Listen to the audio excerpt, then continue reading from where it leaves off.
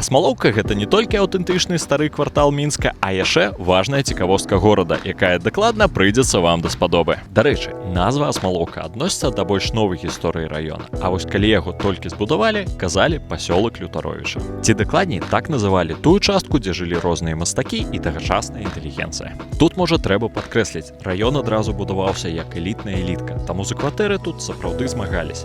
Частку кватэр атрымалі тыя самыя мастакі, а вось другую афіцэры вышэйшых чыноў. Першапачаткова Асмалоўка была зусім іншай. Раён быў закрыты, а гультаёў-мінакоў тут дакладна не чакалі. Кажуць, што была і ахова, і нават плот з брамамі. Зразумець такі падыход можна, бо для тых складаных часоў забудова была сапраўднай раскошай. Дамкоў на Асмалоўцы 40, і ўсе яны не аднолькавыя. Можна вылучыць 4 праекты. Дзе самыя цікавыя, на маю думку, тыя, дзе ёсць гарышча типа дашак. Гэта былыя майстэрні з велізарным акенцам сонцам. Гуляючы па дзіўнаму кварталу, вы можаце адшукаць неафіцыйны помнік маладому Караткевічу, прысвячэнне паэту.